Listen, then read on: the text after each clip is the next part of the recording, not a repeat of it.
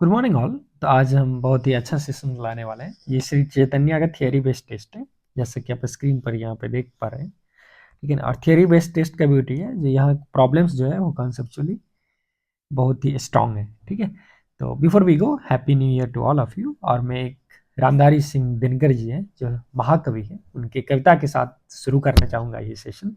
युद्ध नहीं जिनके जीवन में वो भी बड़े अभागे होंगे, युद्ध नहीं जिनके जीवन में वो भी बड़े अभागे होंगे, या तो रण को छोड़ा होगा या फिर प्रण से हारे होंगे।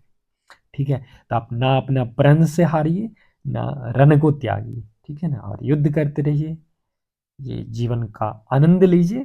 ठीक है। आप जहाँ कहीं भी जाइए अपना पर्सनालिटी डेवलप कीजिए। ठीक है। चाहे आप आईटी में जाइए, एनआईटी में जाइए, और कहीं पे भी जाइए।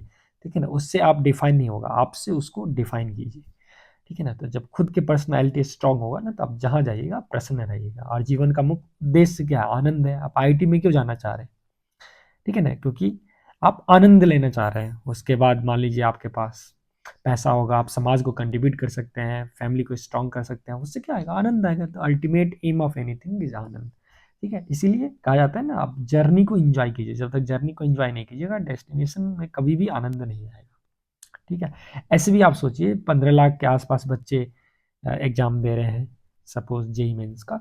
उसमें से आपको क्या लगता है जो 14,50,000 सो कॉल सोशल पैरामीटर के अनुसार अनसक्सेसफुल रह गए, या उन्हें उतना अच्छा रैंक या ना मार्क्स नहीं आया, क्या वो सब सक्सेसफुल नहीं है क्या? ठीक है।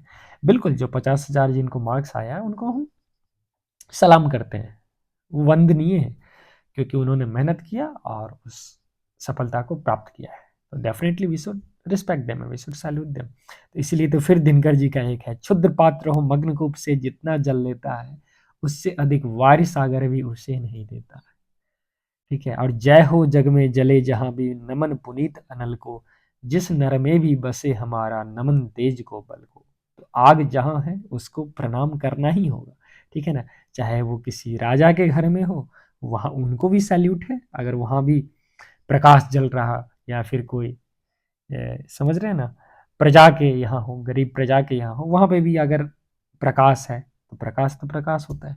ठीक है। तो इस चीज के अनुसार आप जाइए। और मैं एक और रिक्वेस्ट करना चाहूंगा नया साल में, अगर आप कर सके तो, सम of you might tell like sir, I know everything conceptually, मेरा अच्छा रहता है maths, but I am not able to apply for problem solving. अब देखो प्रॉब्लम कहाँ है ना, रियल प्रॉब्लम है माइंड के वायरिंग में, ब्रेन के वायरिंग में प्रॉब्लम आ रहा है। मतलब कॉन्शियसनेस जो है उस लेवल पे नहीं आ रहा है, इसलिए आप सिली मिस्टेक करते हैं।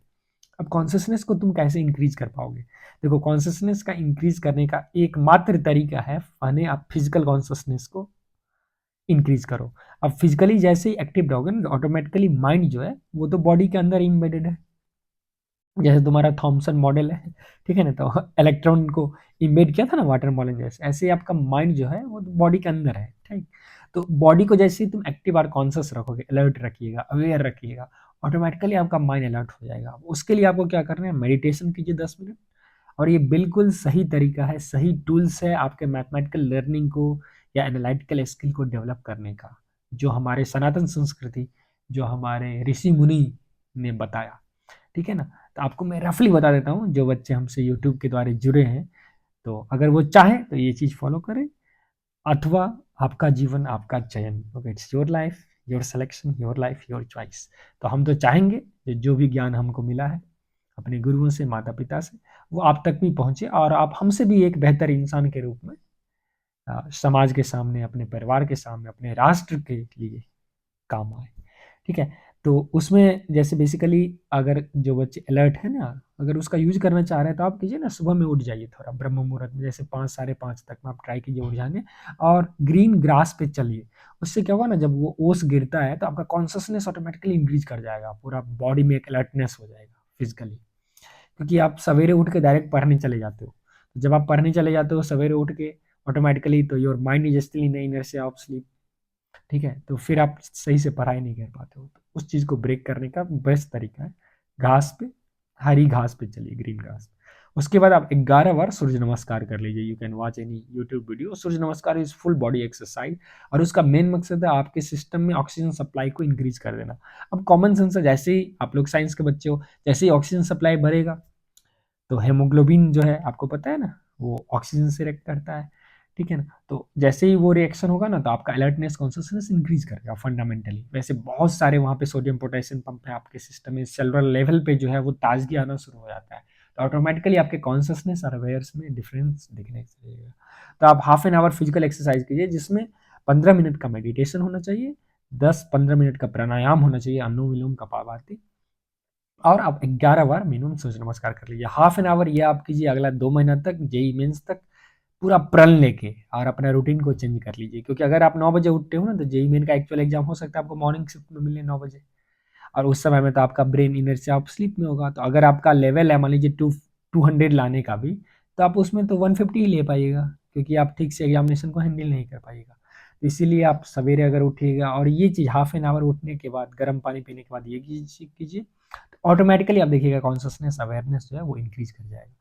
And once consciousness increases, you will be in the position to handle all this things, ठीक है ना। आपका सिली मिस्टेक ऑटोमेटिकली कम होना ही है, ये चीज़ आपको कोई नहीं बताएगा, ठीक है, मैं बोल रहा हूँ, क्योंकि आपका माइंड जो है आपके बॉडी में रिसाइड कर रहा है, तो पहले बॉडी लेवल पे आपको गेम खेलना होगा, and that's easy to break. कि देखिए बहुत इंसान है जिन्होंने एक बॉडी में जन्म लिया, बट एक विचार बन के इस ब्रह्मांड में अभी भी वो कायम है, जैसे श्री रामकृष्ण परमहंस हो, स्वामी विवेकानंद हो, महात्मा गांधी हो। They are born in a body but they never died, okay, क्योंकि उन्होंने बॉडी लेवल से स्टार्ट किया और अपने को एक बहुत ही शानदार तरीके से जीवन को प्रस्तुत किया, ठीक है ना। और बहुत ही हंसते हंसते समझ रहे हैं उन्होंने इस जीवन से विदा भी लिया, तो सिर्फ बॉडी लेवल पर विदा लिया, बाद बाकी उनका जो थॉट प्रोसेस है वो तो अभी भी गूंज रहा है आपके और हमारे दिमाग में। तो चलिए, ये ज्ञान नहीं था, क्योंकि ये असली विज्ञान था जो मैं आपको देना चाह रहा था। जिनको फॉलो करना है कीजिए, जिनको नहीं करना है, अगर आपके पास इससे बेटर ऑप्शन है तो डेफिनेटली उसको कीजिए। I am very happy, you can put in comment session so that the students can also benefit it. चलो मैं इस सेशन को स्टार्ट करता हूँ। तो अभी मैं एक्चुअली क्या करूँगा, मैं कुछ क्वेश्चन सॉल्व करूंगा यहाँ पे, और आपको देखना है कैसे कॉन्सेप्चुअली इसको हैंडल किया जाता है।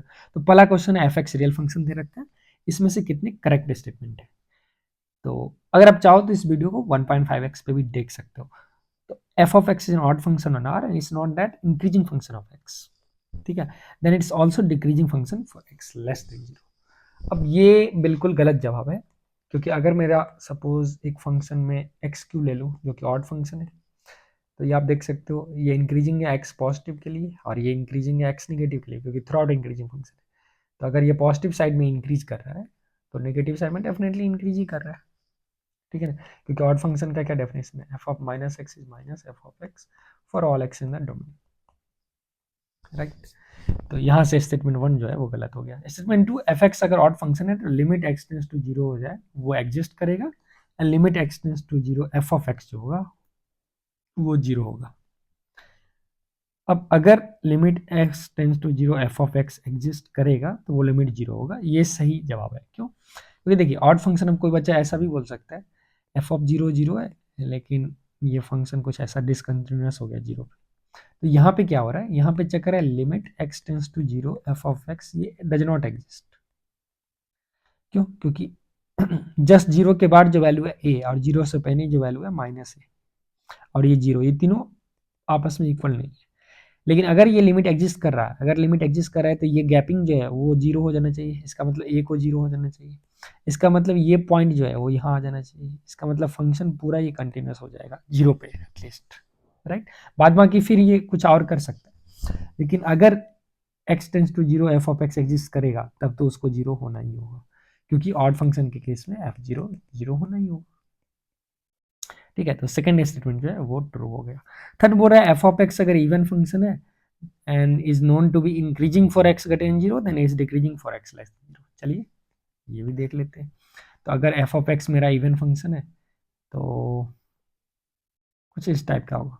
अब कोई बच्चा बोलेगा आप एक्स स्क्वायर ही क्यों लिए, आप एक डिसकंटिन्यूअस इवन फंक्शन भी तो ले सकते थे।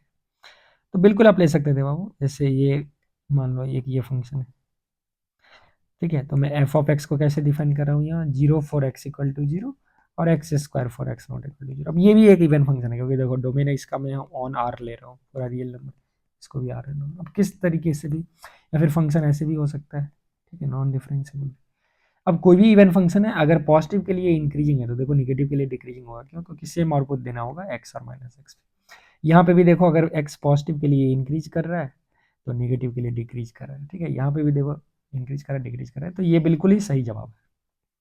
ये चैतन्य वाले हर एक पेज में ये अपना एडवर्टाइजमेंट करते हैं, वैसे ठीक है, इस पेपर को देख के वो डिजर्व करते हैं लेकिन फिर भी भाई हर एक पेज में मत क्या कीजिए, एक पेज में कीजिए, बिजनेस उससे ज़्यादा शायद चलेगा। एनीवे, स्टेटमेंट 4 एफ एक्स, तो थर्ड ये सही हो गया राइट। 4 पूरा एफ एक्स इवन फंक्शन है और एफ जीरो एग्जिस्ट कर रहा है, देन लिमिट भी एग्जिस्ट करना होगा। अब ये बात जरूरी नहीं सही होगा, क्योंकि अगर F of x even function जैसे एक्स स्क्वायर का ही केस लेते हैं और अगर एफ जीरो जो है वो एग्जिस्ट कर रहा है तो लिमिट भी एग्जिस्ट करेगा, ये बोल रहा है ना। तो यहाँ पे जैसे एफ जीरो जीरो है और लिमिट भी जीरो है, तो ये तो बता रहा है ठीक है स्टेटमेंट 4 को सही हो जाना चाहिए। ये भी बता रहा है सही होना चाहिए, क्योंकि देखिए लिमिट एग्जिस्ट कर रहा है और एफ जीरो एग्जिस्ट कर रहा है, जीरो है तो लिमिट भी यहाँ पे एग्जिस्ट कर रहा है। लेकिन एक बच्चा ऐसा सोचेगा, मान लीजिए सर एक फंक्शन ले जो जीरो पे जीरो है, लेकिन जस्ट उसके आगे ये डांसिंग लिमिट है, मतलब इस टाइप का बहुत ही ऑसिलेटिंग है। अब ये भी इवन फंक्शन है, जैसे आप फंक्शन को डिफाइन कर सकते हो, suppose f of x zero पे, और अगर मैं cos one by x square ले लूँ एक्स नॉट जीरो पे, cos one by x cube, cos one by x कुछ भी ले लो, वन बाई एक्स का पावर है। तो इससे क्या होगा ना, अगर मैं x tends to zero plus देखूँ फंक्शन का एफ ऑफ एक्स का, तो ये तो हो गया cos one by zero plus, तो ऑलमोस्ट ये cos infinity which will dance from minus one two one. तो लिमिट तो एग्जिस्ट करता ही नहीं है, लिमिट एग्जिस्ट क्यों नहीं कर रहा है, क्योंकि ये तो डांसिंग लिमिट हो गया। जैसे ही डांसिंग लिमिट हो गया तो मैं यहाँ से क्या बता सकता हूँ, limit does not exist right. तो देखिए although limit does not exist क्योंकि डांस के कारण इसके विसिनिटी में, but still function he even. तो ये बोल रहा है अगर एफ एक्स इवन फंक्शन है, एफ जीरो एग्जिस्ट करते हैं तो लिमिट भी एग्जिस्ट करना होगा, ये गलत जवाब है। तो फाइनली मेरे पास आंसर जो बन के है वो फॉल्स ट्रू ट्रू फॉल्स। तो दो स्टेटमेंट इसका सही है, ठीक। चलिए नेक्स्ट क्वेश्चन की ओर चलते हैं। ये बोल रहा है अगर एफ ऑफ एक्स डिफाइंड है ए से बी में क्लोज में और ओपन ए टू बी में डिफरेंशिएबल है, अगर स्ट्रिक्टली इंक्रीजिंग है तो f dash x greater equal to zero होगा। ये बिल्कुल सही जवाब है, क्योंकि f of x x cube भी ले लें, जो कि अभी मैं नेक्स्ट एग्जाम्पल में देखा हूँ। तो एफ डैश एक्स जो होने वाला है वो 3x² होगा which is greater equal to zero. अब आपको पता है अगर set of x such that f dash x equal to zero, अगर ये डिस्क्रीट सेट है, डिस्क्रीट सेट आ रहा है, तो इवन इफ डेरिवेटिव जीरो हो रहा है लेकिन ये कोई मोमेंट पे हो रहा है, जैसे देखिए एक्स इक्वल टू जीरो पे कोई बच्चा बोलेगा सर डेरिवेटिव जीरो है, लेकिन फिर भी आप इसको स्ट्रिक्टली इंक्रीजिंग हो रहे हैं जीरो पर। हाँ ये होगा, बिल्कुल होगा। क्यों होगा, क्योंकि आप देखिए एफ ऑफ जीरो प्लस पे जो वैल्यू होगा फंक्शन का 0.00 समथिंग का होल क्यूब पॉजिटिव आएगा, एफ ऑफ जीरो माइनस पे आएगा माइनस 0.00 होल क्यूब नेगेटिव आएगा, और एफ ऑफ जीरो जीरो है। तो बेसिक डेफिनेशन से जीरो के जस्ट बाद आप इंक्रीज कर रहे हैं, जस्ट बने डिक्रीज है, और जीरो पे जीरो है, तो इसका मतलब इस रीजन पे भी, जीरो पे भी, जहाँ पे स्लोप जीरो है वहां पे भी फंक्शन जो है स्ट्रिक्टली इंक्रीजिंग। तो कहने का मतलब है अगर मान लो जो मेरा ग्राफ कुछ इस टाइप का हो रहा है, तो ऑल्दो डेरिवेटिव जीरो हो रहा है but it's not in interval, क्योंकि डेरिवेटिव इंटरवल में जीरो होगा तब तो ये पूरा फ्लैट हो जाएगा, तो फिर फंक्शन क्या हो जाएगा, ये नॉन डिक्रीजिंग हो जाएगा, स्ट्रिक्टली इंक्रीजिंग नहीं बोल सकते। तो स्ट्रिक्टली इंक्रीजिंग के लिए ऐसा नहीं है डेरिवेटिव जीरो नहीं होना चाहिए, डेरिवेटिव जीरो हो सकता है लेकिन वो डिस्क्रीट सेट बनना चाहिए, ठीक। तो उस केस में जो है ये पॉसिबिलिटीज बिल्कुल सही है, स्टेटमेंट 1 सही है। अब स्टेटमेंट 1 सही है तो 2 फिर गलत हो जाएगा, क्योंकि यहाँ पे भी स्ट्रिक्टली डिक्रीजिंग के केस में इक्वल टू जीरो हो सकता था, इन्होंने नहीं रखा है तो ये हो गया, इसको गलत बना दिया। थर्ड बोल रहा है f x F dash x अगर अपोजिट साइन का है तो F square x decreasing function होगा। तो चलो फिर से एक अगर एफ एक्स और एफ डैश एक्स, यहाँ मैं एक पेज आपके लिए बना दूँ। हाँ, तो मान लीजिए अगर अपने पास जो एफ है वो कुछ इस टाइप का है, तो यहाँ से आप देख सकते हो एफ ऑफ एक्स पॉजिटिव है, एफ डैश एक्स जो है वो भी पॉजिटिव है राइट, सॉरी नहीं एफ डैश एक्स तो नेगेटिव हो गया, नेगेटिव क्योंकि स्लोप यहाँ पे आप देखिए नेगेटिव है, theta obtuse more than payment. तो F into F dash negative sign का है, तो यहाँ से मैं एफ स्क्वायर के बारे में क्या करूँ, अगर एफ स्क्वायर डालूंगा तो कुछ इसी टाइप का आएगा राइट।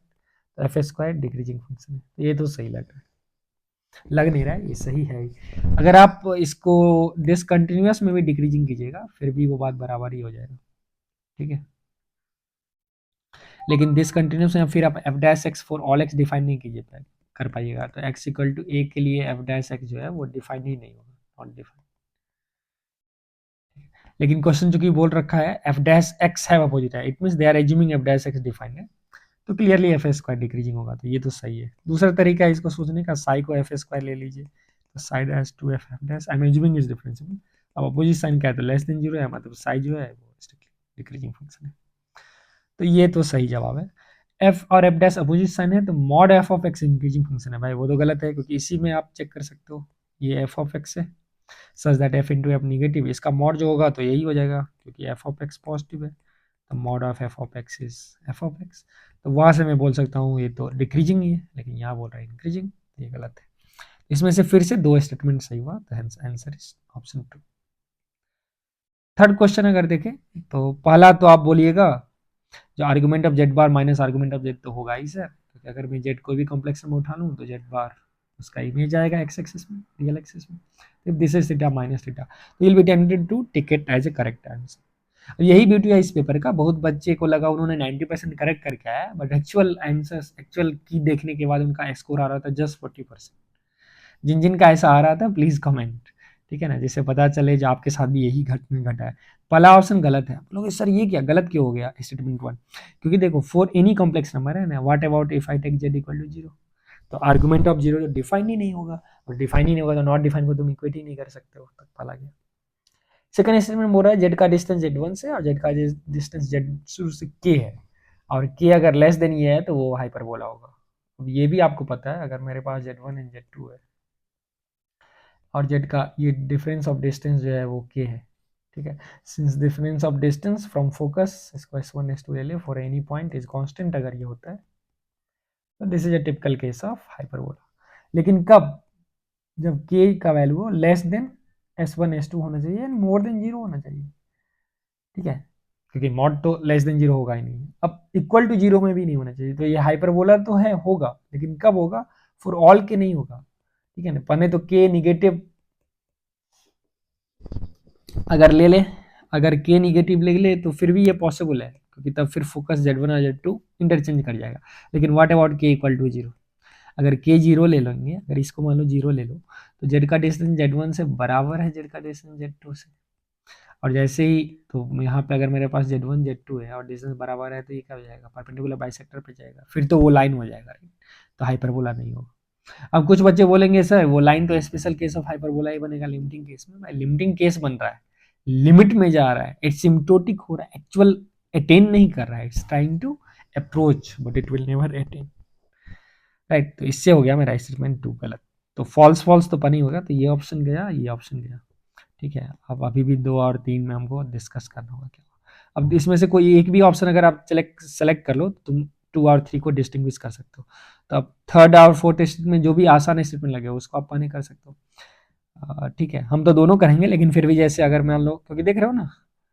ये फॉल्स और ट्रू है, अब सेकेंड और थर्ड में दोनों दे रखा है ट्रू, तो इसका मतलब ये स्टेटमेंट 3 तो पक्का ट्रू ही होगा ऑप्शन से, अब इनका ऑप्शन वीक है, वैसे मैं प्रूफ कर देता हूँ, बोल रहा है जेड1 जेडन जो है वो कॉम्प्लेक्स नंबर है, जेड1 जेड2 ऐसे करके डॉट डॉट जेड, और जेड नॉट जो है वो सेंटर है, तो अब मैं क्या करता हूँ ना, इसको शिफ्टिंग ऑफ ऑरिजिन कर देता हूँ, मैं जेड नॉट को ऑरिजिन मान लूंगा, तो इसके रिस्पेक्ट में ये जो पॉइंट है ये वेक्टर वो क्या हो जाएगा, ये वेक्टर है जेड1 माइनस जेड नॉट, अब इस वेक्टर को मैं स्लाइड करके क्या किया, ऑरिजिन पे ले आया, तो अगर मैं एक पॉइंट को जीरो ले लूँ, दूसरा जेड1 माइनस जेड ले लूँ, तो बात बराबर ही हो गया ना, मैंने डायरेक्शन चेंज किया ना मैग्नीट्यूड चेंज किया, देखो इसका मैग्नीट्यूड है mod z one minus z naught, इसका भी मैग्नीट्यूड है mod z one minus z naught minus zero, तो सेम है, डायरेक्शन भी सेम है, वेक्टर को मैं पैरेलली शिफ्ट कर सकता हूँ, तो मैं यहाँ पे क्या करूँगा, इसको ऑरिजिन ले लूँगा, तो इसको मैं जेड1 माइनस जेड नॉट ले लिया, इसको जेड2 माइनस जेड नॉट ले लिया, and last is z n minus blah blah, अब you know this also behaves like nth root of unity, क्योंकि ये इक्वल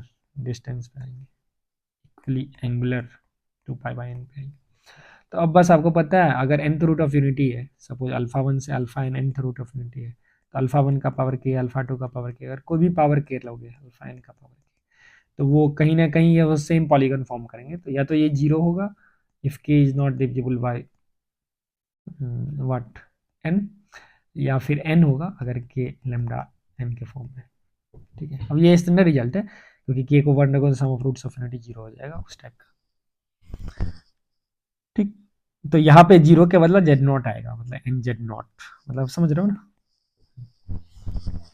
ऐसे यहाँ एन जेड नॉट आएगा और 0 आएगा, उस हिसाब से 0 मतलब करस्पॉन्डिंग टू एन और 0 मतलब करस्पॉन्डिंग टू यहाँ जेड नॉट।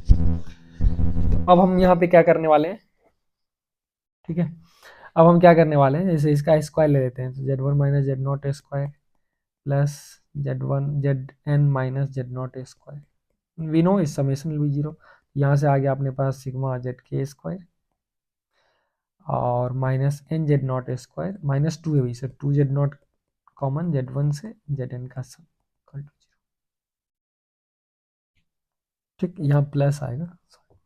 आपको पता है जेड वन से जेड एन का सम जो होगा वो मेरे पास कितना हो गया, वो तो एन जेड नॉट हो गया, राइट, फिर वही, क्योंकि सम ऑफ ये ऑल जो रूट्स है वो 0 हो जाएगा, z one minus z not से लेके plus z n minus z not वो 0 हो जाएगा, यही वेक्टर कॉन्सेप्ट से, तो sigma z equal to n z not यहाँ से आ गया। अब इसको पुट कीजिए तो सिग्मा जेड के square n z not square minus 2 n z not square, so that will give you n z not square RHS. So I hope all of you enjoyed this, ये nth root of unity का एक अच्छा सा सवाल था, वैसे exam में ये करना नहीं था इसलिए ये सेशन थोड़ा लेंदी होगा, एग्जाम में तो बच्चे ऑप्शन 4 को आसानी से कर देंगे। ये बोल रहे हैं अगर ये कंडीशन सही है तो z one z two origin equilateral triangle form, चलो अगर z one square z two square ना जेड वन जेड टू 0 है, तो यहाँ से क्या मैं बता सकता हूँ z one z two origin के बारे में, हाँ ये मैं डिवाइड कर लेता हूँ जेड टू स्क्वायर से plus z one by z two plus one आएगा। अब ये आइडिया आया a square plus a b plus B square से, पेयर ऑफ स्टेलर में भी ये आप करते आए, तो z one by z two का वैल्यू जो आएगा वो आएगा ओमेगा ओमेगा स्क्वायर, राइट, क्योंकि this in the form of ये किस फैशन में alpha square plus alpha plus 1 0, ठीक है, तो इसका 2 रूट आएगा। अब z one by z two omega, इसका क्या मतलब है, mod z one by z two जो होगा वो तो मॉड ओमेगा होगा और मॉड ओमेगा स्क्वायर होगा, विच इज एनी वे 1, मतलब z one z two same radius के सर्कल पे लाई करेगा। अब एंगल कितने हैं दोनों के बीच में, तो इसके लिए आर्गुमेंट ले लो, ओमेगा अगर ये z1 है तो रोटेशन थ्योरम से if I multiply with omega it will rotate bye 120 degree, this will B z1 which is precisely z2, और अगर मैं इसको z2 ले लूँ तो ये z2 ओमेगा है तो ये z1 आ जाएगा, ठीक है, फिर ओमेगा स्क्वायर z1 यहाँ पे भी आ सकता है, तो बोलने का मतलब है ऑरिजिन से ये तीनों जो वेक्टर है z2 omega which is z1 z2 origin, ये इक्विलेटरल तो नहीं बना रहा है, it's making a triangle with 2π/3 obtuse angle triangle बना रहा है, ये ऑप्शन हो गया गलत, ठीक। दूसरा तरीका है कोई बच्चा आर्गुमेंट भी ले लेगा, z one by z two is arg of डब्ल्यू और arg of z square, arg of डब्ल्यू करोगे 2π/3 आएगा, इधर से -2, ये तो आपको ऐसा ट्रायंगल बनेगा, नहीं तो ऐसा, इन्हीं केस ऑब्ट्यूज। एक बच्चा ऐसा भी सोच सकता है, इसको a square plus B square plus a b देख के वो z one minus z two से मल्टीप्लाई कर देगा, वहाँ से लाएगा z one cube equal to z two cube, फिर z one by z two whole cube is 1, अब इसका मतलब z one by z two या तो 1 होगा ओमेगा होगा ओमेगा स्क्वायर होगा, 1 को आप रिजेक्ट कर सकते हो क्योंकि दोनों कॉम्प्लेक्स नंबर सेम नहीं, ठीक है, क्योंकि सेम होगा तब तो 0 इक्वल टू 0 ही हो जाएगा, तो मल्टीप्लाई कर रहे हैं बट नॉन जीरो, 0 माइनस, तो फिर ओमेगा ओमेगा स्क्वायर आया, आप आर्गुमेंट ले लीजिए दोनों साइड या फिर ज्योमेट्रिकली से, तो ये इक्विलेटरल ट्रायंगल नहीं बनने वाला है। एक और तरीका था एग्जाम में कोई स्कैम कर देता, जैसे आप जेड वन को 1 ले लीजिए, ठीक है, जेड वन को 1 ले लीजिए, जेड टू को ओमेगा ले लीजिए, तो फिर आप आराम से देख सकते हो ये 1 ऑरिजिन और ओमेगा जो है इक्विलेटरल डेफिनेटली नहीं बना रहा है, तो क्वेश्चन गया था। इसको हम आसान क्वेश्चन रेट करेंगे क्योंकि ऑप्शंस भी बहुत ही वीक सेट गया था, तो ये ऑप्शन जो है वो ऑप्शन 2 फिर इसका सही आंसर। क्वेश्चन 4 को देखते हैं, एक फंक्शन डिफाइन किया गया है रियल नंबर से रियल नंबर की दुनिया में, और ये फंक्शन बिल्कुल कंटिन्यूअस एंड डिफरेंशिएबल है, ये नाइस फंक्शन है क्योंकि इसका कोई भी डेरिवेटिव भी कंटिन्यूअस आएगा, कोई दिक्कत वाली बात नहीं। जी एक फंक्शन है आर टू आर, मतलब एक रियल नंबर से रियल नंबर के वर्ल्ड में इस फंक्शन को मैप किया गया है, एक इनपुट और आउटपुट, ये आर जो है वो कोडोमेन को बताता है, कोडोमेन, राइट, और ये आर डोमेन को रिप्रेजेंट कर रहा है। Be an arbitrary function, arbitrary function मतलब जी कैसा कैसा हो सकता है, जी या तो एक बहुत ही अच्छा सा फंक्शन हो, और जी जो हो वो डिसकंटिन्यूस भी हो सकता है, और जी हो वो कंटिन्यूस टू हो लेकिन नॉन डिफरेंशिएबल हो सकता है, तो इतना बहुत सारा पॉसिबिलिटी है जी के पास। अब पहला ऑप्शन बोल रहा है, सबसे पहले मैं एफ जी डिफाइन कर रहा हूँ, एफ जी कैसे डिफाइन कर रहा हूँ, it's not f of g, it's f x into ji of x. I think ये क्वेश्चन जो है प्रीवियस ईयर जे एडवांस 2024 से मोटिवेटेड है, या तो शायद सेम क्वेश्चन है थोड़ा इसका ज़्यादा चेंज किया गया। अब देखो इसको सॉल्व करने का ये बहुत ही अच्छा क्वेश्चन है, I guess this is one of the best question of this paper, क्योंकि आपको कॉन्सेप्चुअली इसको हिट करना होगा। पहला ऑप्शन बोल रहा है अगर जी डिसकंटिन्यूअस है x इक्वल टू 1 पे तो f ji can never be differentiable at x equal to 1। दूसरा बोला है अगर डिफरेंशिएबल है x इक्वल टू 1 पे देन जी इज कंटिन्यूअस होना ही चाहिए। तीसरा if f g is differentiable at 1 then g must be differentiable. तो सबसे पहले हम क्या करेंगे, ऑप्शन बी सी को ट्रैक करते हैं। If f g is differentiable at x equal to 1, अगर एफ जी डिफरेंशिएबल है, अब इन्फॉर्मेशन क्या अपने पास, एफ जो है वो x cube minus x square plus x minus 1 sine x है। एफ तो बना कंटिन्यूअस डिफरेंशिएबल। एफ डैश क्या होगा, 3x square minus 2x x minus 1 cos x plus sine x. चूंकि 1 पे बात हो रहा है पूरे ऑप्शंस में तो मैं एफ ऑफ 1 कैलकुलेट कर लेता हूँ, 0 है। और एफ डैश 1 जो आएगा ये मर जाएगा और यह आ जाएगा 1 plus sign 1 which is clearly non zero. ठीक, तो ये दोनों इन्फॉर्मेशन फंक्शन से डायरेक्ट। अब चलो, अब मैं एफ जी को डिफरेंशिएबल अगर मानता हूँ तो suppose f g is new function psi, तो साई डैश क्या होगा, f g dash plus f g dash f dash g plus f. तो अगर साई डैश 1 पे एग्जिस्ट करता है इसका मतलब F of 1 into g dash 1 plus f dash 1 into g 1 ये एग्जिस्ट करना चाहिए। आपको पता है एफ ऑफ 1 जो है वो 0 है, एफ ऑफ 1 0 है। अब देखिए, अब अगर g डिफरेंशिएबल है, इफ g इज डिफरेंशिएबल मतलब गारंटीड है अगर g कंटिन्यूअस भी है, तो अगर g कंटिन्यूअस और डिफरेंशिएबल है तो ये तो हैप्पीली डिफाइंड होगा और जी डैश 1 भी डिफाइन हो जाएगा। मान लो इसका वैल्यू 5 आया, 10 आया, माइनस पाया या कुछ भी आया तो ये टर्म 0 हो जाएगा। And F dash 1 is nice, F dash 1 तो 1 प्लस साइन 1 है और जी ऑफ 1 ये भी वेल डिफाइंड है। तो मतलब अगर जी डिफरेंशिएबल है, ठीक है, अगर जी डिफरेंशिएबल है तो एफ जी तो डिफरेंशिएबल होगा ही, इसमें कोई दिक्कत वाली बात नहीं है। लेकिन क्या मैं कन्वर्स कर सकता हूँ, क्या मैं बोल सकता हूँ अगर एफ जी डिफरेंशिएबल है तो जी को भी डिफरेंशिएबल होना होगा। यहाँ से आप नहीं बता सकते हो ये कंक्लूजन, क्यों, क्योंकि आप इस स्टेप में तो अगर साइड डिफरेंशिएबल है तो यहाँ पे मैं डिफरेंशिएट कर दिया, आपको तो पता ही नहीं है where g is continuous function. Continuous नहीं है तो डिफरेंशिएबिलिटी तो छोड़ो, पहले तो कंटिन्यूटी ही नहीं हो सकता है। ठीक है ना, तो हो सकता है ऐसा हो जो जी डिसकंटिन्यूअस हो स्टिल एफ जी उस पॉइंट पे डिफरेंशिएबल हो। अब कोई बच्चा बोलेगा भाई ये कैसे हो सकता है, तो देखिए अगर जी मान लो ये डिसकंटिन्यूअस फंक्शन है एट एक्स इक्वल टू 1 पे, सिचुएशन समझो, इनटू अब एक फंक्शन है एफ जो कि 1 पे ऑलरेडी, क्योंकि यहाँ पे एफ ऑफ 1 जो है वो 0 दे रखा है। तो ऐसा हो सकता है अगर मैं इसका प्रोडक्ट करूँ तो 0 के कारण 0 इंटू जस्ट आगे वाला लिमिट को भी मार देगा, 0 हो जाएगा। एफ ऑफ 1 पे भी जो वैल्यू आएगा वो भी 0 हो जाएगा और इसके पीछे वाले वैल्यू को भी 0 कर देगा। मे भी जब आप मल्टीप्लाई करें ना तो फंक्शन इसका प्रोडक्ट जो है वो कुछ स्मूथ बन जाए। तो ऐसा तो पॉसिबल है लॉजिकली, आप समझ रहे हो ना फील, बिल्कुल वेरी गुड। तो ये लॉजिकली पॉसिबल है। तो क्या मैं इस तरीके से इस मेथड से आगे बढ़ सकता हूँ, बिल्कुल नहीं, क्योंकि इस मेथड में तो मैं एज्यूम ही कर लिया जो जी डिफरेंशिएबल। तो हमको क्या करना होगा, ब्रह्मास्त्र का प्रयोग करना होगा। और ब्रह्मास्त्र क्या, डेफिनेशन, फर्स्ट प्रिंसिपल। ठीक है, तो इस ऑप्शन को आप लाइटली नहीं ले सकते हैं। चलो अब हम एज्यूम करते हैं अगर एफ जी डिफरेंशिएबल है तो हम साई को एफ जी मान लेते हैं। चलो तो डेफिनेशन देखते हैं डिफरेंशिएबिलिटी का 1 पे। तो 1 पे क्या हो जाएगा, psi of 1 plus H minus psi of 1 by H limit H tends to 0, यही हुआ Sai dash 1।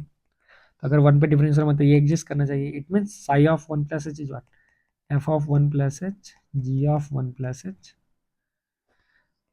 Minus F of 1 into ji of 1 by H limit H tends to 0। अगर ये एग्जिस्ट करता है, इफ दिस एग्जिस्ट, तो फिर इस लिमिट को एग्जिस्ट करना होगा, राइट, इस लिमिट को एग्जिस्ट करना होगा। और इनडायरेक्टली अब मैं क्या कर सकता हूँ, मैं इसको अब ऐड कर सकता हूँ F of 1 plus H G of 1 and minus, जैसे यहाँ पे हाँ, minus F of 1 plus H G of, तुम ऐड और सब्ट्रैक्ट इसको कर सकते हो। जैसे ऐड सब्ट्रैक्ट करोगे तो देखिए यहाँ से क्या आ जाएगा, बेसिकली मैं डेफिनेशन बना रहा हूँ। तो F of 1 plus H common, G of 1 plus H minus G of 1, ठीक, प्लस अब इस दोनों में क्या आ जाएगा, g of 1 common and f of 1 plus h, मैं बेसिक डेफिनेशन का यूज कर रहा हूँ, minus F of 1 by H.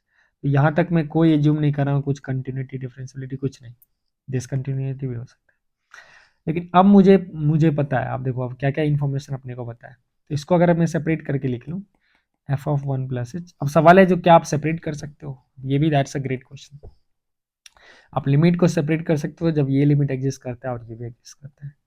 ठीक, तो मैं अगर one plus H minus G one by H इसको सेपरेट कर plus G of one into F of one plus H minus F of one by H, तो मैं इसको सेपरेट उस कंडीशन पे कर रहा हूँ provided both of this limit exist, right. अब फिर क्वेश्चन आएगा what if they does not exist. तो अब देखो अब यहाँ पे क्या खेल है, अब गेम यहाँ पे हो गया अगर, क्योंकि f तो कंटिन्यूअस फंक्शन है तो इसको मैं सिंपली f ऑफ वन ले सकता हूँ, राइट, क्योंकि f ऑफ वन एग्जिस्ट करता है। अब अगर ये एग्जिस्ट करता है प्रोडक्ट में तो आपको पता है मैं लिमिट को सेपरेट कर सकता हूँ, ठीक। अब ये g के बारे में पता नहीं है तो ये एग्जिस्ट कर भी सकता है नहीं भी कर सकता है। सिमिलरली ये तो डेरिवेटिव है क्योंकि g ऑफ वन कुछ कांस्टेंट आएगा और लिमिट यहाँ लगेगा, लिमिट h टेंड्स टू 0, और ये एग्जिस्ट करता है क्योंकि this is f dash one और f के बारे में इन्फॉर्मेशन है। तो फाइनली आ गया limit h tends to 0 f of one, continuity के कारण f of one plus h को मैं f ऑफ वन रखा हूँ बिकॉज f इज कंटिन्यूअस। हर एक चीज को ध्यान से समझो, minus G of one by H, और लिमिट के प्रॉपर्टी के अनुसार मैं f ऑफ वन को बाहर छोड़ सकता हूँ, और ये लिमिट h टेंड्स टू 0 डालूंगा प्लस ये हो गया g of one into F dash. अब एफ डैश वन का ऑलरेडी मुझे वैल्यू पता है, ये जाएगा वन प्लस साइन वन, मतलब ये एक फिक्स क्वांटिटी, ठीक है। अब देखो अब गेम कहाँ गया, अब गेम आया जो साइड डैश वन एग्जिस्ट अगर कर रहा है तो ये क्वांटिटी एग्जिस्ट करना चाहिए, मतलब ये लिमिट एग्जिस्ट करना चाहिए और जीवन एग्जिस्ट करना चाहिए। अब मान लो जीवन एग्जिस्ट ही नहीं कर रहा, जीवन नॉट डिफाइंड है और इन्फिनाइट पे ऑसिलेट कर रहा है, ठीक है ना, तब तो फिर ये भी पॉसिबल नहीं है, ठीक। अब यहाँ से क्या क्या कंडीशन बनेगा, अब यहाँ से एक तो कंडीशन होगा क्योंकि एफ ऑफ वन अपने पास जीरो है, अब ध्यान दीजिए एफ ऑफ वन जो है वो जीरो है,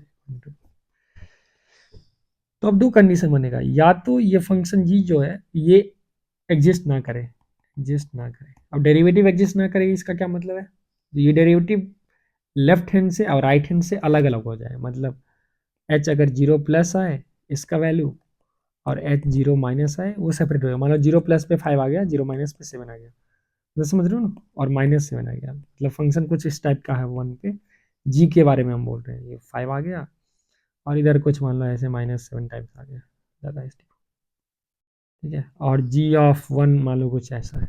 even if G is discontinuous, तो देखो ये 5 हो और 7 हो, जीरो से मल्टीप्लाई करके चूर चूर हो जाएगा, वो जीरो हो जाएगा, ध्यान देना।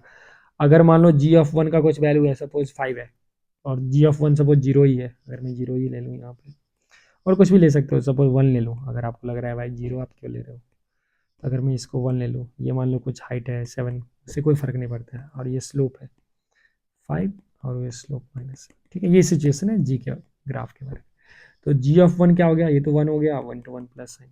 तो देखो ऑल्दो जी इज डिसकंटिन्यूअस, यहाँ पे forget about non differentiable, G discontinuous है फिर भी साइड एस वन जो है वो एग्जिस्ट कर रहा है ठीक है, क्योंकि एग्जिस्ट बिल्कुल कर रहा है क्योंकि आंसर तो दे रहा है साइन वन प्लस वन। अब क्या हुआ ना, जीरो सेव कर रहा है, जीरो इज द सेवियर क्योंकि एफ वन पे खत्म हो जा रहा था। तो इसका मतलब क्या है, साइड जो है एफ जी का डेरिवेटिव एग्जिस्ट करेगा even if G is discontinuous. हाँ अगर जी कंटिन्यूअस हो तो बिल्कुल एग्जिस्ट करेगा, तब तो सोने में सुहागा है ना भाई, क्योंकि मान लो अगर ये पॉइंट वन के बजाय यही हो जाए तब तो बहुत अच्छा बात है।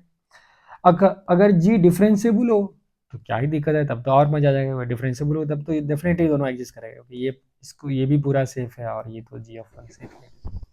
तो इसका मतलब यहाँ से मैं कुछ कंक्लूड नहीं कर सकता हूँ, गारंटी नहीं है, कुछ भी हो सकता है, समझ रही है ना। तो यहाँ पे ये कुछ भी हो सकता है, तो ये बोल रहा है if G is discontinuous at X equal to one then F ji can never be differentiable at X equal to one. बिल्कुल गलत जवाब है जी, अभी मैं बता दिया डिसकंटिन्यूअस के बावजूद भी होगा क्योंकि एफ वन पे मर रहा है। फिर बोल रहा है एफ जी अगर डिफरेंशिएबल है वन पे तो जी को कंटिन्यूअस होना ही होगा, बिल्कुल नहीं होना होगा, डिसकंटिन्यूअस भी होके ये डिफरेंशिएबल हो सकता है। एफ जी अगर डिफरेंशिएबल है तो जी को डिफरेंशिएबल होना ही होगा भाई, तो बहुत ही ज़्यादा आप गार्डियनशिप देते हैं, तो तीनों का तीनों स्टेटमेंट रॉन्ग है यहाँ, ठीक है, तीनों का तीनों स्टेटमेंट रॉन्ग है, तो ये ऑप्शन 4 करेक्ट हो जाएगा। ये बहुत ही अच्छा क्वेश्चन था ये, और इस टाइप के क्वेश्चंस को मैं यूजुअली क्लास में लेता हूँ जब मैं डिफरेंशियलिटी पढ़ा रहा हूँ तो कि बच्चे को ना डेफिनेशन मिलना चाहिए, ऐसे तुक्का मार के डायरेक्ट यूवी रूल लगा दे तो इनडायरेक्टली मैंने क्या किया आप देखा होगा, ठीक है ना। आई एम श्योर आप लोग मेडिटेटिव बच्चे हैं।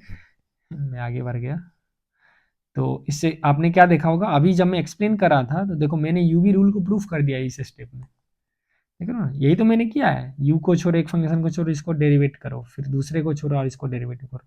कैसे प्रूफ किया, इसको ऐड और सब्ट्रैक्ट करके। This is basically proof of UV rule also, ठीक है। चलो फिफ्थ क्वेश्चन पे चलते हैं।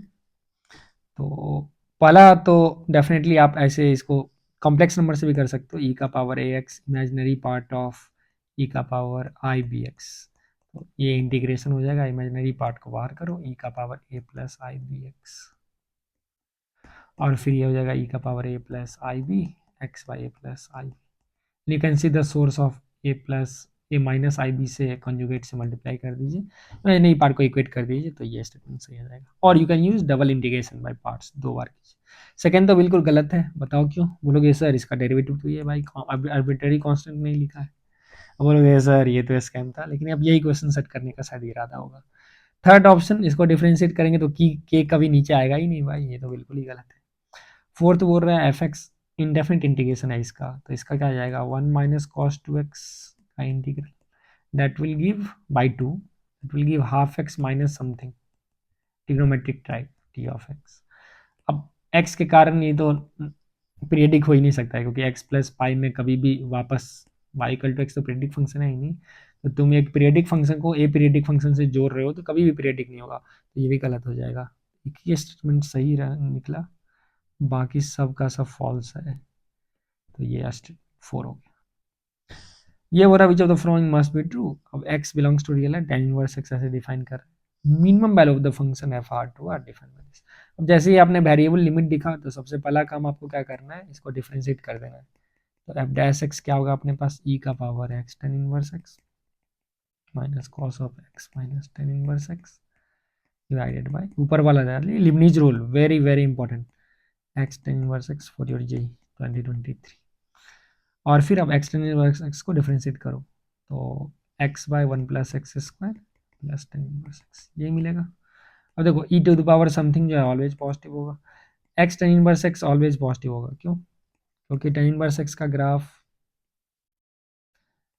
एट इन्फिनिटी माइनस इन्फिनिटी जाके सैचुरेट होगा। तो एक्स पॉजिटिव में x tan inverse x positive होगा, एक्स निगेटिव में टेन इनवर्स एक्स भी निगेटिव होगा, तो ये क्वांटिटी तो ऑलवेज पॉजिटिव हो गया। तो एफ डैश एक्स जीरो कब होगा, जब ये जीरो होगा, ठीक है। और ये जीरो कब होगा, तो देखो अगर मैं इसको देख लूँ तो at zero this entire thing will be zero, ठीक है, it will be zero at X equal to zero, देख रहे हो, जीरो से जीरो। अगर एक्स पॉजिटिव हो गया तो ये पॉजिटिव हो गया, टेन इनवर्स एक्स तो पॉजिटिव है ही, देखो पॉजिटिव साइड में, तो ये तो पॉजिटिव हो गया।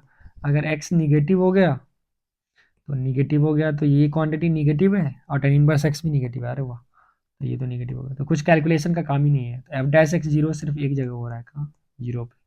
जीरो के बाद फंक्शन इंक्रीज कर रहा है, वो जीरो से अपन डिक्रीज कर रहा है, तो एक ही मिनिमा है, उसको ग्लोबल मिनिमा बोलिए, लोकल मिनिमा बोलिए, जो भी, वो एक्स इक्वल टू जीरो पे। तो ये फंक्शन का मिनिमम वैल्यू आएगा वो जीरो पे आएगा, and the minimum value is F x minimum is F zero. आप एक्स के बजाय जीरो पुट कर दो तो ये पूरा हो गया लड्डू। जीरो से zero if I am integrating some function, जो भी फंक्शन हो, you are not moving at all, answer ये तो जीरो आ जाएगा। दिस इज सही आंसर। स्टेटमेंट टू बोल रखा है एफ एक्स अगर पीरियडिक फंक्शन है तो a plus N t b plus N t f ये होगा। अच्छा इन जनरल, अच्छा हाँ, रेस्ट्रिक्शन दे दिया, एन इंटीजर है, ए भी रियल है। चलो एक पीरियडिक फंक्शन का ग्राफ बना लेते हैं, थोड़ा फील करते हैं। तो let's say zero T, two T, three T, four T. एक तो आगे अगर मैं ए से बी लूँ तो ये एरिया बनेगा। अब अगर मैं ए प्लस टू टी लूँ तो a plus t b plus t, देखो ये सेम हो जाएगा, basically it's a slider which you are sliding on this ring, ठीक है। ए प्लस एन टी भी यहाँ पे कुछ आएगा, a plus N t and b plus n t दोनों आंटी इधर आएंगी और ये शिफ्ट होके सेम ही हो जाएगी, तो बेसिकली एरिया में कोई बदलाव नहीं है, तो ये सही है। चाहो तो इसको अलजेब्राइकली आप कर सकते हो सब्सटीट्यूशन से, ठीक है ना, क्योंकि पीरियडिक फंक्शन मतलब F of X equal to F of X plus N T है, तो आप Y equal to X plus N T करके फिर सब्सटीट्यूट करके भी इसको सही कर सकते हो। दूसरा बोल रहा है अगर फाइव एक्स साई एक्स से बड़ा है तो फिर उसका मैग्नीट्यूड भी बड़ा होगा इंटीग्रेशन। नहीं, अब ये तो भी गलत लग रहा है। सबसे पहले अब पेज निकालना होंगे आपके लिए। देखो, अगर मान लो मेरे पास एक फंक्शन है ये फाइव एक्स, और एक दूसरा फंक्शन है मान लो साई एक्स, तो फिर तुम बोलोगे नहीं सर अब ये तो सही जवाब है, तो ए से बी में अगर फाइव बड़ा है तो उसका एरिया भी बड़ा है। ठीक है, क्योंकि यहाँ पे mod five x equal to five x हो गया, mod psi x equal to psi x. लेकिन suppose if I take another example, मान लो अगर मैं फाइव एक्स को एक -1 ले लूँ जस्ट फील के लिए, और साई एक्स को -2 ले लूँ, तो मॉड फाइव एक्स 1 आ जाएगा, मॉड फाइव एक्स, और मॉड साई एक्स 2 आ जाएगा, मॉड साई एक्स 2। फिर अगर एरिया में मान लो अगर यहाँ से यहाँ देखो, इस दोनों गैप के एक्स इक्वल टू लेट से 1 से 2 देखो, तो mod five x minus mod psi x जो है, देख सकते हो ये थोड़े ही साई एक्स का एरिया बड़ा नहीं है mod psi x, in fact Sai वाला बड़ा हो गया, क्योंकि ये हो जाएगा 2 × 2 माइनस 1 × 2। तो अगर फाई और साई अगर दोनों नेगेटिव हो जा रहे हैं तो फिर ये वायलेट हो जाएगा, या फिर अगर फाई यहाँ और साई बहुत ज़्यादा नेगेटिव है फिर भी तुम ये ऊपर जाएगा तो बहुत ज़्यादा पॉजिटिव है, ये आप नहीं बता सकते हो, मतलब ये गलत है। ठीक है, ऑलवेज ये ट्रू नहीं होगा, it will be true in both edge of same sign.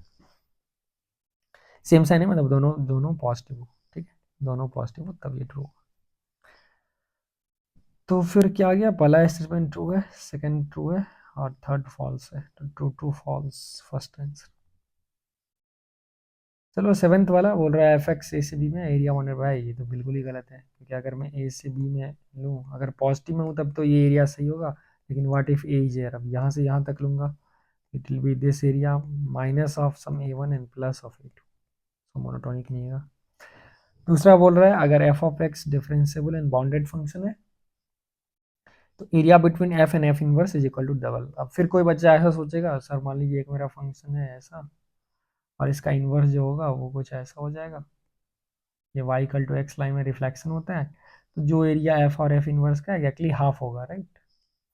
तो आप you will be tempted to tell हाँ ये आंसर सही है, लेकिन फिर भी ये गलत है। देखो ये ट्रू होगा ना, ये ट्रू होगा जब एफ जो है वो स्ट्रिक्टली इंक्रीजिंग फंक्शन है।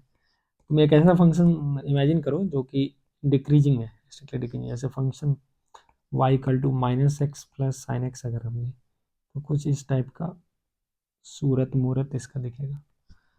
अब इसका अगर इन्वर्स आप ड्रॉ कीजिएगा रफली तो कुछ ऐसा दिखेगा, राइट। तो आप देख सकते हो, देख सकते हो ये y equal to x line है, y इक्वल टू एक्स, इसका कोई रिश्ता नाता नहीं है y इक्वल टू एक्स से।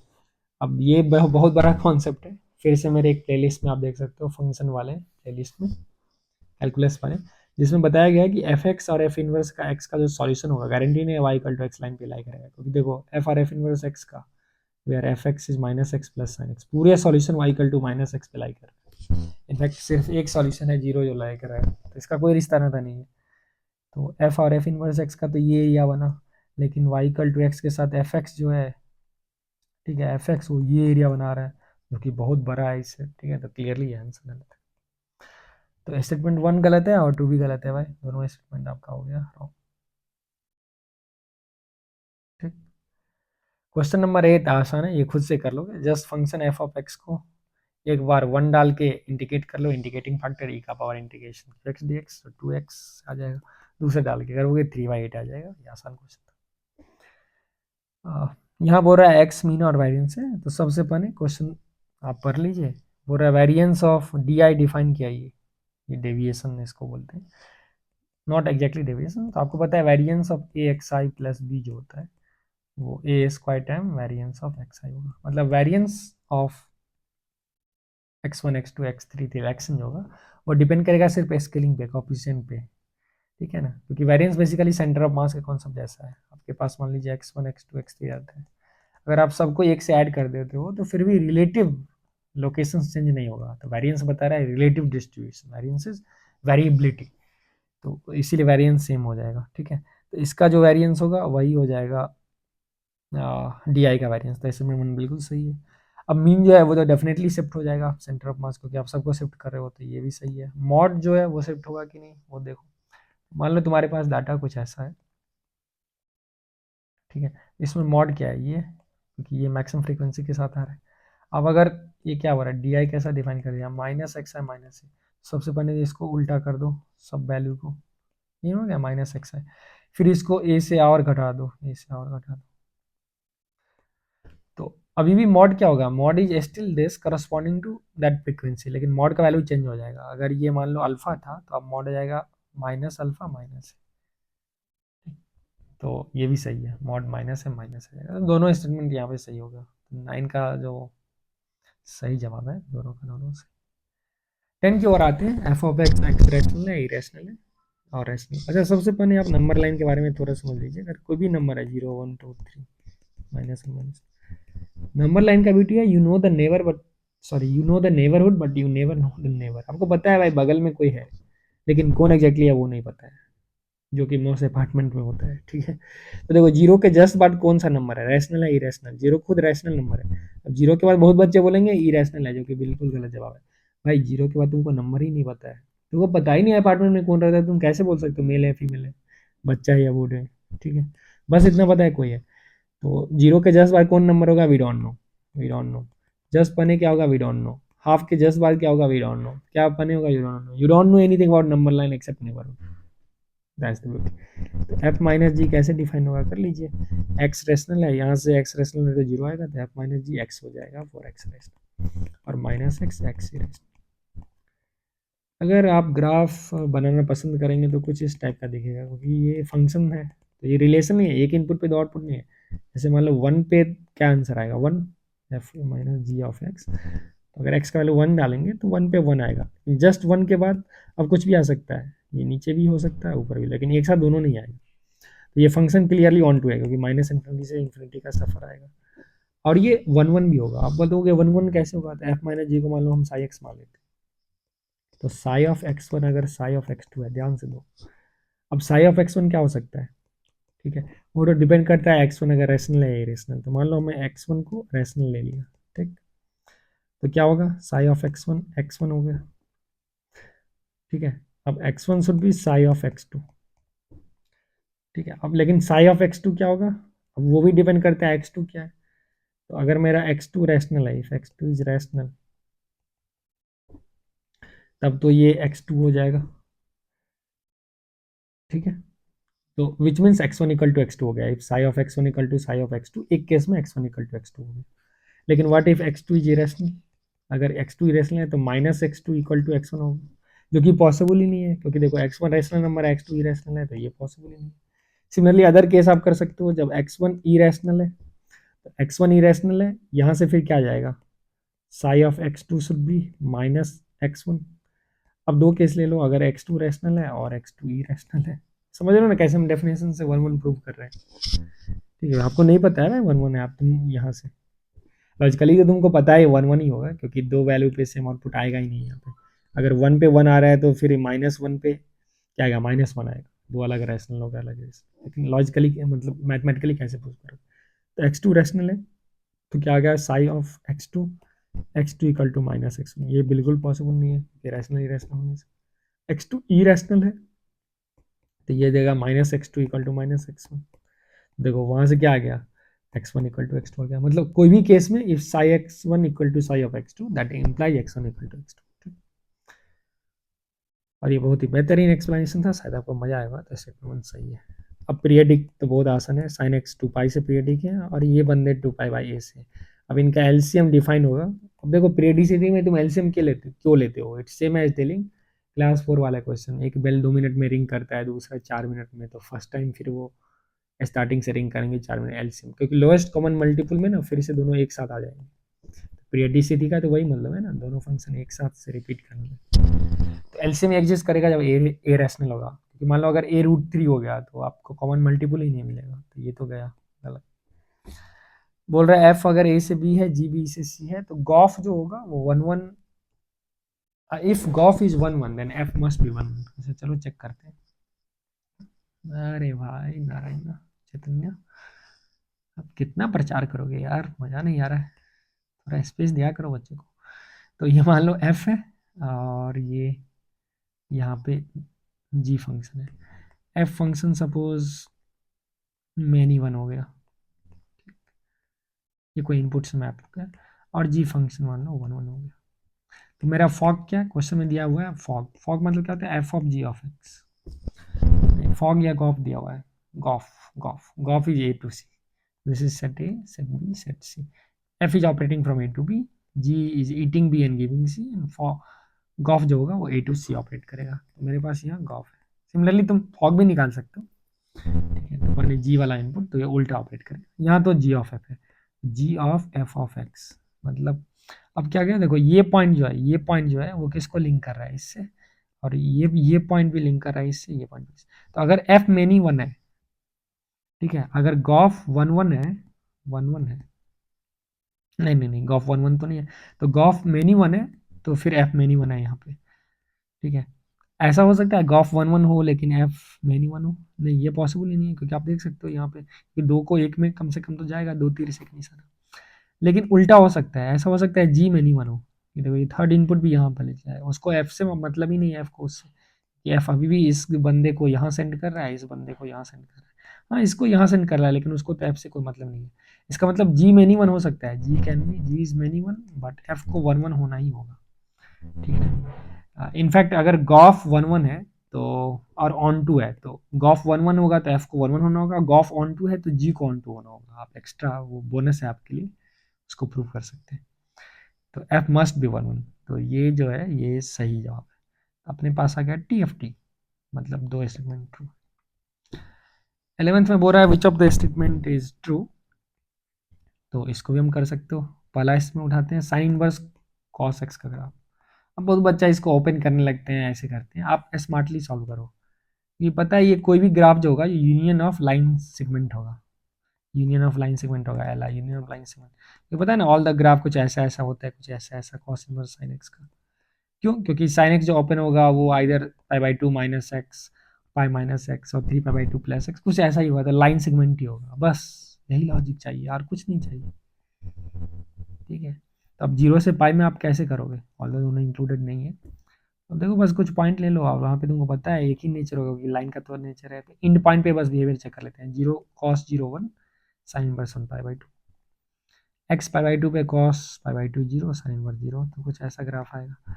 पाई पे cos pi minus one, sine inverse minus one minus pi by two, exactly नीचे जाएगा। तो देखो ये तो एक स्ट्रेट लाइन ऐसा बिहेव कर गया इस दोनों इंटरवल में, सेम स्ट्रेट लाइन, और इसका स्लोप कितना है, ये क्लियरली तुम्हारा 180 माइनस 45 डिग्री है, तो स्लोप माइनस वन होगा।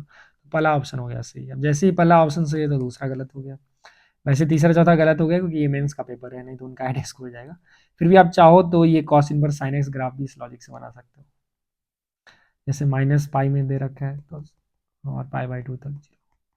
देखो माइनस पाई पे क्या होगा, ये sine zero zero, cos inverse zero pi by two, minus pi by two पे minus one, cos inverse minus one pi, फिर जीरो पे पाई बाई टू आ जाएगा, और पाई बाई टू पे कॉस इनवर्स वन जीरो। तो देखो ऐसा ग्राफ आ गया, देख रहे हो, मतलब इस चारों इंटरवल में बस हम चेक कर लिए, I know it's line segment, तो यहाँ से तीन लाइन से ग्राफ बन गया। तो यहाँ स्लोप प्लस वन है, यहाँ माइनस वन है, तो बिहेवियर माइनस वन जैसा नहीं है, it changes in this interval, गलत है। ऐसे आप सॉल्व कर सकते हो। ये बोल रहा है दोनों फंक्शन अगर का लिमिट वन पे एग्जिस्ट करता है तो this limit will also be equal, बिल्कुल गलत जवाब, क्योंकि limit X tends to zero greatest sine X by X, दो फंक्शन ले लिया साइन एक्स और एक्स, ठीक है। और तुम बोलोगे नहीं ये सही एग्जाम्पल नहीं है, क्योंकि आपने क्या किया, दूसरे का तो वन बाय एक्स ले लिया ना फंक्शन को, F of G of x, ठीक है। तो तुम दूसरा फंक्शन भी ले सकते हो, मैं इससे ले रहा हूँ in general, limit X tends to zero sine X by X का कैटेस, ये दोनों नहीं हुआ, क्योंकि देखो ये एग्जैक्ट वन है, ये एग्जैक्ट वन है, और यहाँ पे साइन एक्स बाय एक्स का अगर आप ग्राफ देखोगे तो कुछ ऐसा दिखेगा, oscillating, because sine x will oscillate and one by x will die, so it will dance while dying, और it will die while dancing. तो ये तो 0.99 से अप्रोच करेगा, this will be zero from both side, 99 से 1 and zero is not equal to, ठीक है। ये एग्जैक्ट नहीं है क्योंकि यहाँ पे मैं एफ ऑफ एक्स को साइन एक्स लिया और जी ऑफ एक्स को एक्स ले लिया हूँ और वन बाय एक्स लिया हूँ, ठीक है। तो F of G of x जो आएगा तो वन बाई साइन एक्स, तो वो गलत हो जाएगा, ठीक है। यहाँ पे आप दूसरे फंक्शन से भी इसको कर सकते हो। यहाँ पे मुद्दा है जो ये चीज़ इक्वल तब होगा ना जब ये ग्रेटेस्ट एक्स जो होगा, greatest of something that will be continuous at this limit. देखो 1 पे तो ग्रेटेस्ट कंटिन्यूअस है ही नहीं, डिसकंटिन्यूअस है।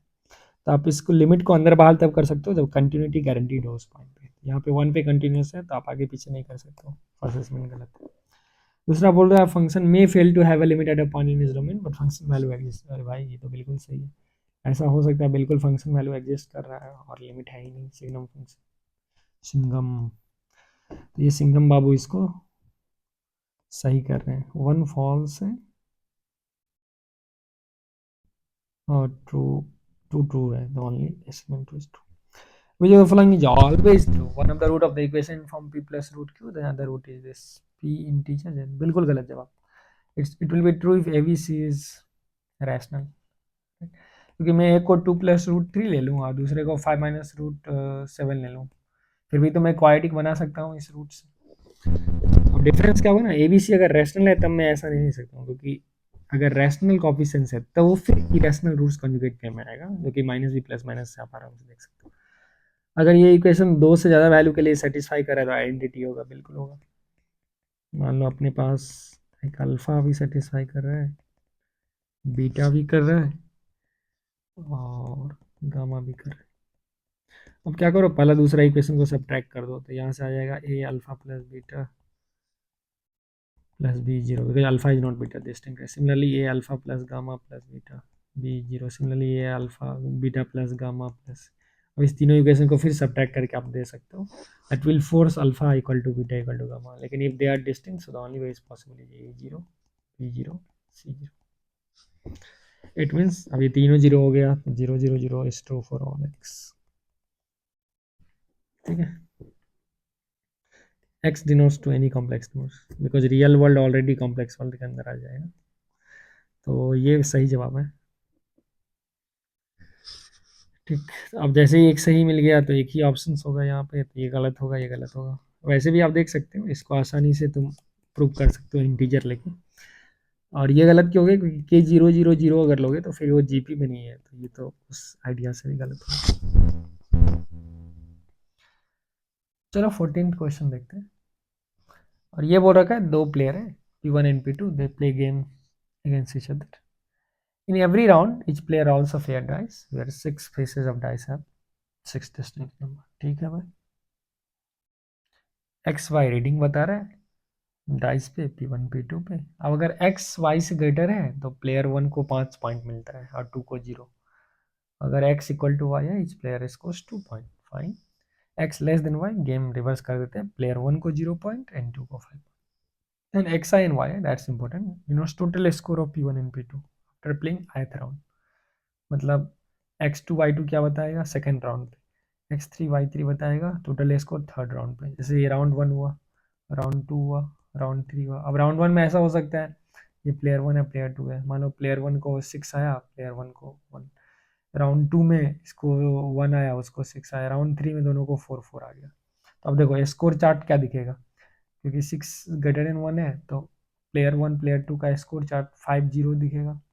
फिर इसको 0 पॉइंट मिला, 5 पॉइंट, क्योंकि 2 वाला विनर है। दोनों का इक्वल है, अगर दोनों का इक्वल है तो दोनों को 2-2 पॉइंट मिलेगा।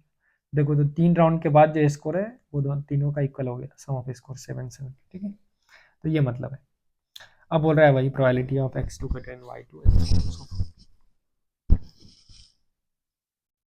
ठीक, तो सबसे पहले ऑप्शंस देखते हैं एक बार, इस टाइप के क्वेश्चन में ऑप्शन देख लो। देखो ऑप्शन कितना वीक सेट किया गया है, सेकंड का ऑप्शन आ रहा है चारों केस में, इसका मतलब ये तो पक्का हो गया सेकंड का आंसर आ रहा है 5/16। तो अब तुमको प्रोबेबिलिटी ऑफ x2, तो फर्स्ट को सॉल्व करने के लिए सिर्फ तुमको ये चाहिए probability of x2 equal to y2। क्यों, क्योंकि इसमें वो ये होगा probability of x2 equal to y2 और means plus probability of x2 greater than y2। अब x2 ग्रेटर देन y2 वाला आंसर पता है आपने को 5/16, इसमें बस ये ऐड कर देंगे तो फर्स्ट का आंसर आ जाएगा। ठीक, अब x2 इक्वल टू y2 का क्या मतलब है, सेकेंड राउंड में प्लेयर 1 और प्लेयर 2 का स्कोर सेम होना चाहिए। अब देखो कितना पॉसिबिलिटीज है राउंड्स का, तो फर्स्ट राउंड में या तो x ग्रेटर देन y होगा फर्स्ट राउंड, राउंड 1 अगर मैं R1 बोलता हूँ, R2।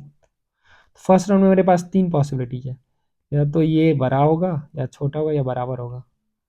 ठीक है, सेकेंड राउंड में भी 3 पॉसिबिलिटीज है, या तो बड़ा होगा छोटा होगा। तो टोटल अपने पास 3 × 3 9 इंडिपेंडेंट पॉसिबिलिटीज आ गई। चलो मैं ये 9 पॉसिबिलिटीज को यहाँ लिख लेता हूँ, P1 P2। फील्ड देने के लिए आपको P1 P2, फिर से आएगा P1 P2 P1 P2 P1 P2 P1 P2 P2 P1 P2।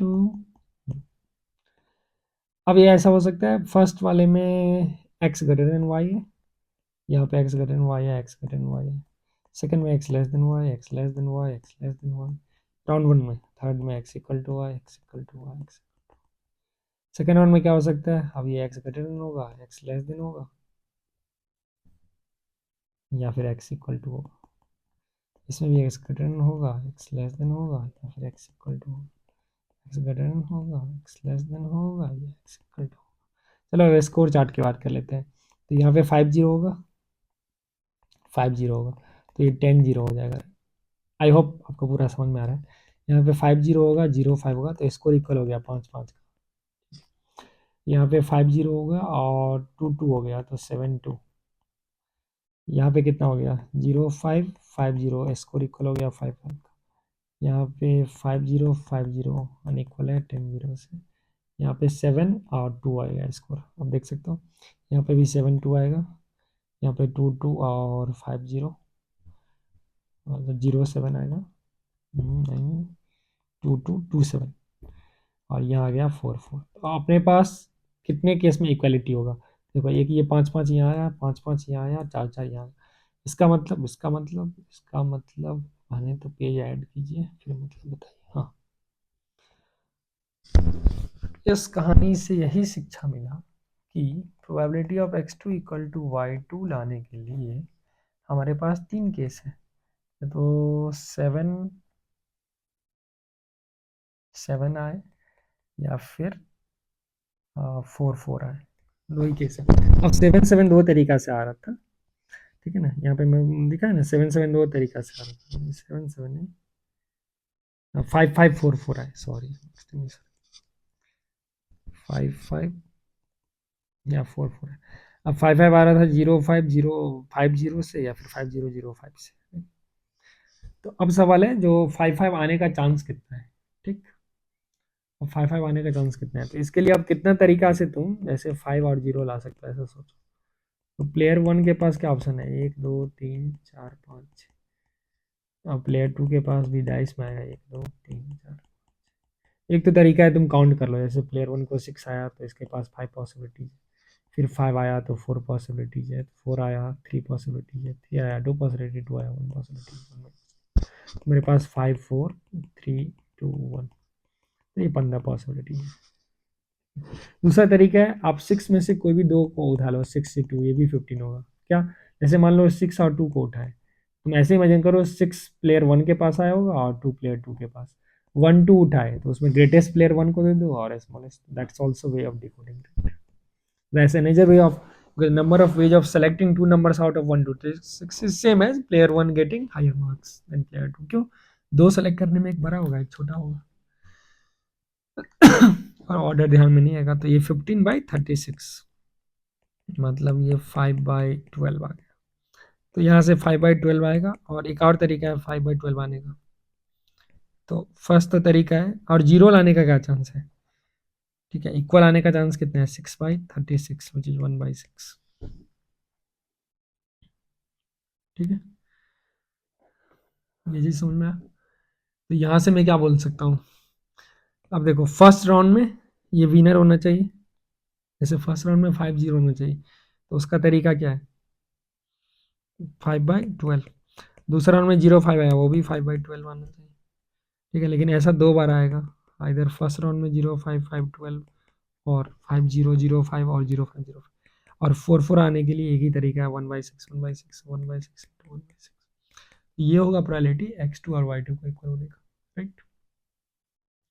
तो यहाँ से इक्वल होने का जो चांस आ गया आपके पास 27/72, 3/8। अब आप 3/8 को ऐड कर दीजिए 5/16 में, तो ये हो गया 6/16, तो 11/16। तो पहला गया ऑप्शन क्यू की ओर। अच्छा, सेकेंड ऑप्शन को भी अब तुम इस चार्ट से निकाल सकते हो कि मैंने ऑलरेडी बना रखा है किस किस केस में x ग्रेटर देन y, ठीक। अब एग्जैक्टली सेम चीज आप कर लोगे x3 इक्वल टू y3 में। क्योंकि x3 इक्वल टू y3 में आप करोगे तो यहाँ से जो आएगा स्कोर, तो आपको 3 राउंड देखना होगा, राउंड 1, राउंड 2, राउंड 3। तो मान लो 5-0-0, 5-2-2 आ गया, फिर भी सम ऑफ स्कोर्स क्या है 7-7। तो ये एक पॉसिबिलिटी है, ठीक है। और दूसरा 6-6 भी हो सकता है, जैसे 2-2-2-2-2-2 आ गया, तो फिर 6, यही दो पॉसिबिलिटी है, आप चेक कर सकते हो। ये हो जाएगा probability of 6-6 plus probability of 7-7। अब 6-6 आने का जो चांस है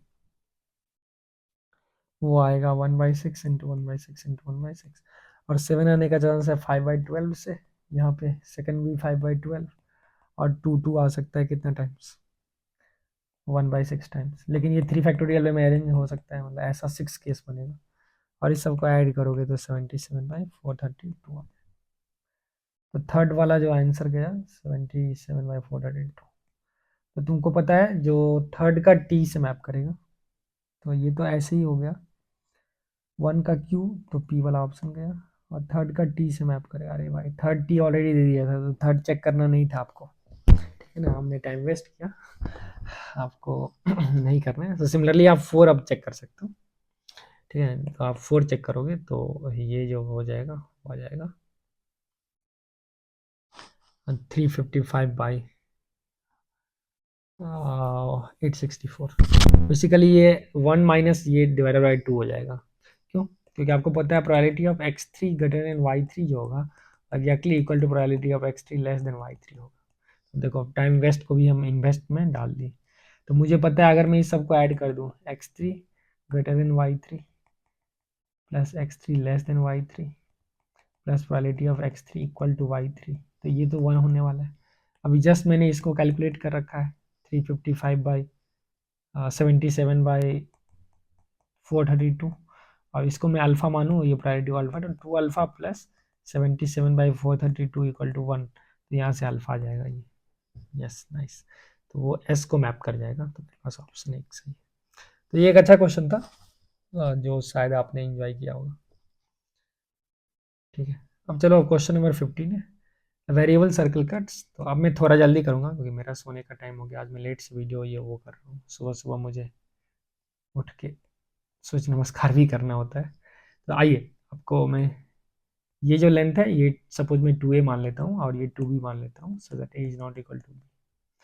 अब अगर मुझे सेंटर का लोकस फाइंड करना है, सपोज ये एक्स वाई है, तो ये पॉइंट x, 0 होगा, तो ये पॉइंट क्या हो जाएगा x प्लस ए, ये पॉइंट हो जाएगा x माइनस ए, 0 तुम एज्यूम कर लो। सिमिलरली ये 0, y plus B, 0, y minus. अब पावर ऑफ पॉइंट लगा सकते हो क्योंकि ओरिजिन का relation O A into O B is O C into O B. अगर ये पॉइंट को ए बी और ये इंटरसेक्शन को सी, तो क्या गया x square minus a square, x minus a into x plus a, y square. तो यहाँ से x square minus y square, a square minus b square. ध्यान दीजिएगा ए बी नहीं है इसीलिए हाइपरबोला, ए बी होता है तो पेयर ऑफ स्ट्रेट लाइन होता है। ए बी आप डिस्टिंक्ट बोल रहे हैं ना, डिफरेंट लेंथ है, बहुत इंपॉर्टेंट। तो लोकस जो होगा हाइपरबोला बिल्कुल सही होगा। दूसरा वाला स्टैंडर्ड क्वेश्चन है, आप हाइपरबोले के कॉर्ड ले लीजिए, X by A cos theta 1 plus theta by 2 plus minus Y by B sine, वो जो आता है उसमें ई कॉमा 0 सेटिस्फाई कर दो, ये सही है ना। तो दोनों का दोनों स्टेटमेंट सही है। ये बोला जनरल फॉर्म ऑफ लाइन जो है वो स्ट्रेट लाइन रिप्रेजेंट करता है, भाई बिल्कुल गलत हो। अगर मैं मान लो a0 ले लूँ, b0 ले लूँ और c को 2 ले लूँ, तो ये तो 2 equal to 0 empty set represent कर देगा। तो बच्चा बोलेगा a0 b0 c0 ले लो, तो फिर वो पूरा R2 प्लेन को ही डिटरमाइन कर देगा, ठीक है। ये स्ट्रेट लाइन कब देगा, जब a square plus B square non zero, means at least 1 ab का कोफिशिएंट नॉन जीरो। ये एम्प्टी सेट भी दे सकता है, पूरा प्लेन भी दे सकता है R2, और लाइन भी दे सकता है। यूजुअली ये दोनों चीज़ आप छोड़ देते हो, तो ये बिल्कुल गलत जवाब है। अच्छा क्वेश्चन था ये। सेकंड वाले तो जस्ट आप एक लाइन ले लो और कुछ पॉइंट्स बना लो, अब इसका अलजेब्राइक डिस्टेंस विदाउट मॉड, तो ये आ जाएगा ax1 plus by1 plus 1 by root over A square plus B square, फिर ऐसे ऐसे axn प्लस 0। अब देखोगे एलसीएम लेके इसको मैं 0 कर दूंगा, तो फिर मेरे पास क्या गया, a times sigma X I plus B times sigma Y I plus N is 0। अब देख सकते हो ये लाइन के इक्वेशन में x और y के बदले अगर ये बंदा जा रहा है, ये भी सेटिस्फाई कर रहा है। अच्छा ये 1 है ना, तो I have to divide by n first, so hence I can tell these 2 points also lie on the line. ठीक है, so line always passes through fix point, इसका एवरेज, तो ये सही जवाब। तो मेरे पास क्या गया, अब तुम चेक कर लो, पहला गलत हुआ और दूसरा सही हुआ। तो दूसरा ओनली एस्टिमेट 2:2। 17th वाला आप बना सकते हो, स्क्वायर कर लीजिए, mod R square R dot R, तो वहाँ से डायरेक्ट आ जाएगा ओपन करने से। ठीक है, और सिमिलरली ये वाला भी तुम बना सकते हो, असेसमेंट 2। असेसमेंट 3 आप कर सकते हो अगर मेरे पास 3 वेक्टर कोप्लेनर है, 4 point position vector A B C D, मतलब अगर ये सेम प्लेन में है विथ रिस्पेक्ट टू कोई ओरिजिन, तो मैं एक ट्रायंगल बना सकता हूँ इन तीनों से। मतलब I can tell b minus a can be written as some linear combination of c minus a plus m times d minus a. आप कोएफिशिएंट को एक साइड ले आइए and equate with x y z, तो ये भी सही हो जाएगा। ठीक, तो क्वेश्चन 17 जो था वो भी उस हिसाब से आप इसको सॉल्व कर सकते हो, और ये सब का सब ट्रू स्टेटमेंट हो जाएगा। ठीक, ये कर लोगे। ये वो रखा है square matrix A B C same order का, अगर ए बी नल मैट्रिक्स है तो det of A square det of B square, ये आसान है बाबू। अगर ए बी नल है तो dating on both side, either det of A zero होगा और डेट ऑफ बी जीरो होगा। ठीक है, या फिर दोनों भी जीरो हो सकता है, लेकिन ऑलवेज नहीं होगा।